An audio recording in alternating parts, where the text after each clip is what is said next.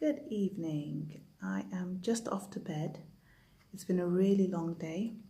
I had a few things on my list of things to do for today, but I had to put that out of the window because a situation arose and that became a priority. So always be willing to be flexible in your goals that you need to achieve, because there's some things that you just can't move out of the way. That being said, I'd still like to do a video about lighting and about creative choices. So if you want to find out more about sort of lighting a subject, then look up 3-point lighting and you should be able to get a few basic ideas on that. So the general idea is you have 3 points of your lighting scene. You'd have your key light, which is your main light coming in. Is that a mosquito? Your main light coming in. Then you'd have, that's your key light. You'd have your fill light to fill in the shadows, or it wouldn't be as bright. So your key light is the brightest. Fill light just fills in those shadows. And then your backlight. So yeah, go into more details, have a look at videos on 3-point lighting. The point that I want to make is that although you have a guide, 3-point lighting, it's always good to make sure that your scene looks the way you want it to look. So if the 3-point lighting system doesn't work for you, then it doesn't work for you. That's not the scene that you're looking for. That's not what you want to capture.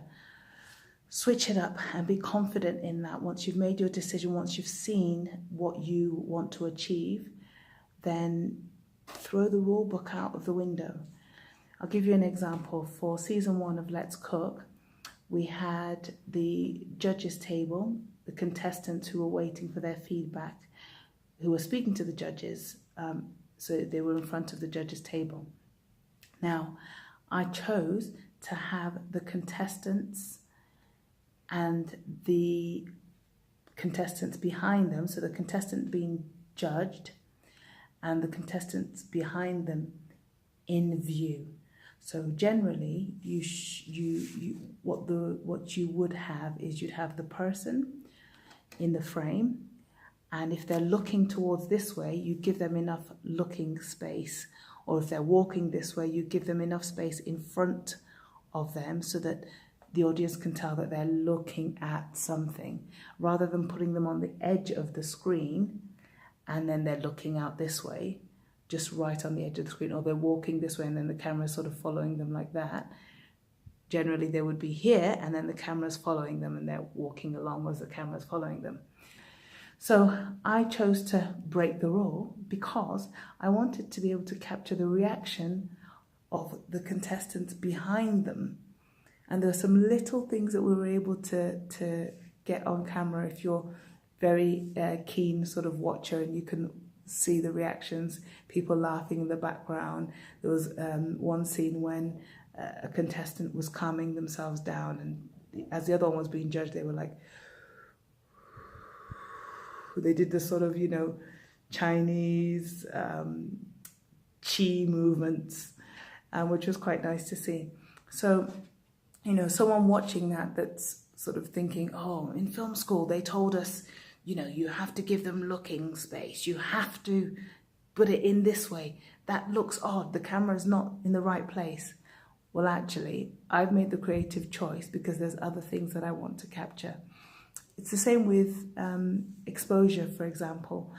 You could look at a scene and somebody looking at the scene, for example, someone who wants to do color correction or color grading, could say, oh, the background is overexposed. Now, as the director or as the person who's actually got the vision for what they want, I could say, well, it's not, because the person I'm trying to capture is the character. I don't care what it looks like behind. I don't care what the curtains are doing or X, Y, and Z. If the picture of the character is perfect, then that's the most important thing. I don't want to see what's behind, and that's not what I'm telling the story about. In other scenes, I might sort of give you a full picture so that you can see the environment, but for that particular scene, it's okay for me to make it look overexposed in the back. Let's say if it's a lighter background or there's a window or something along those lines. So be confident in your creative choices. If you know the rules, feel free to break them, because at the end of the day, it's your gig, it's your creation, and you know why you're doing certain things.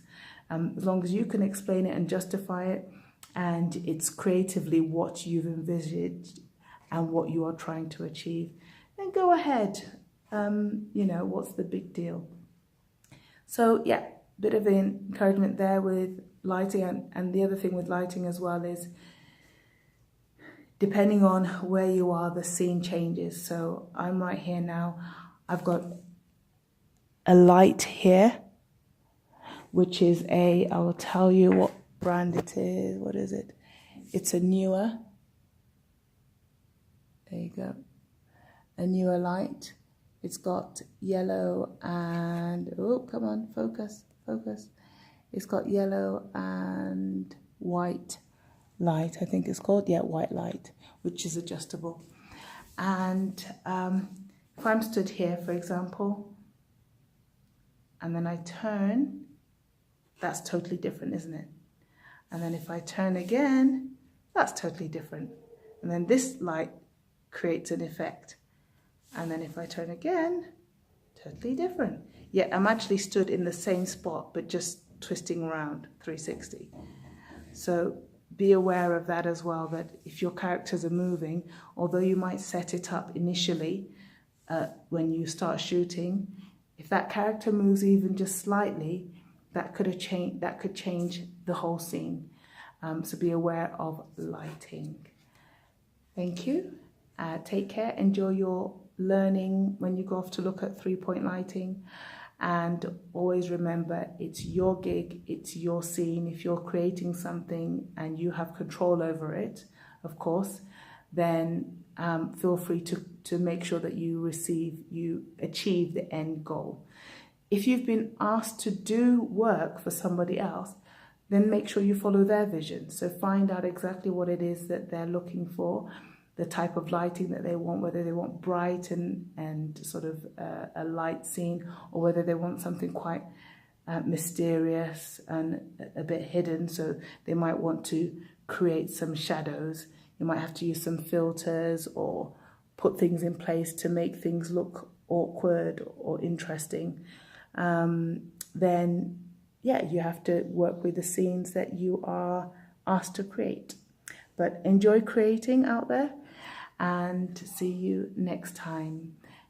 Put down in the comments what kind of things that you do to create interesting lighting scenes. So it could be that you use certain filters or a scarf. It could be a scarf with dots on it or something along those lines to give the lighter spaces and the darker areas filters to come through. But yeah, put those in the comments, and then other people can learn how to make interesting lighting choices for their scenes. Thank you very much, and good night. I'm off to bed.